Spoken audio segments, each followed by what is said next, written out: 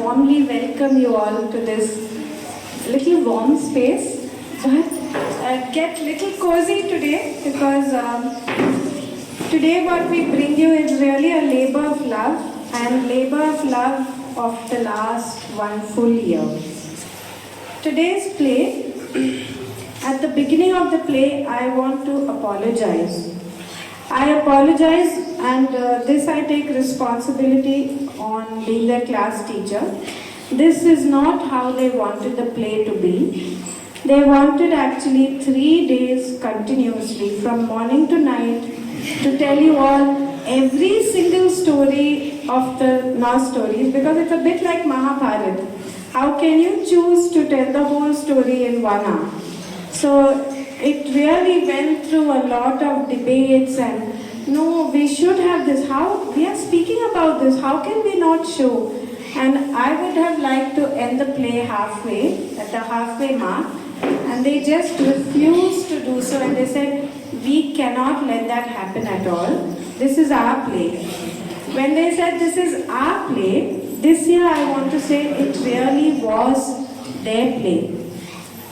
Because the way they owned the play, all the props that you see, their crowns, their weapons, as parents you would have all seen them making it at home.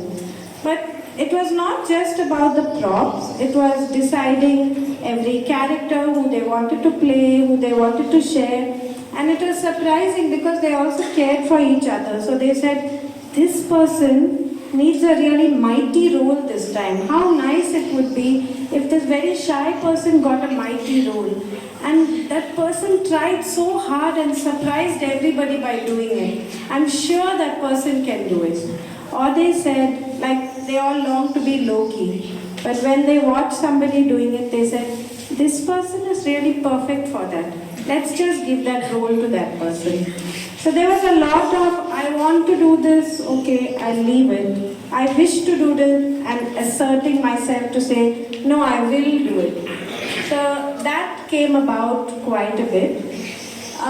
This year there were also surprises because as a teacher, I started writing the play, and I was writing it as a long poem. And one day one of them came and said, here, I've written some lines. And it was a nice 5-6 line poem to add to the collection. And I'm always finding songs or making songs to add to the play. And honestly, I've had to cut a lot of the songs that came from me because they came up with their own creations. And then I said, there's no place for me in this play. I better move out of the way and give that space to something coming from them. So this year was really about them. They also told me in the beginning of the year, you have to promise that this year you're not going to do anything in the play. You can't even touch the keyboard. So I said, I long to play the keyboard actually. But actually they have really taken me off my seat. For a lot of the play, it's some of them who are playing. I was waiting for a few more parents to come before starting, but I think maybe we should begin.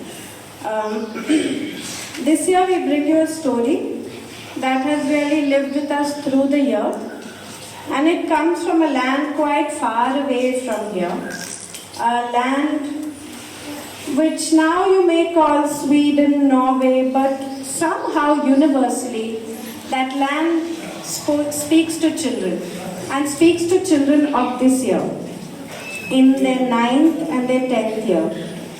And it has been really beautiful to watch them live through the play, through the story, the whole time.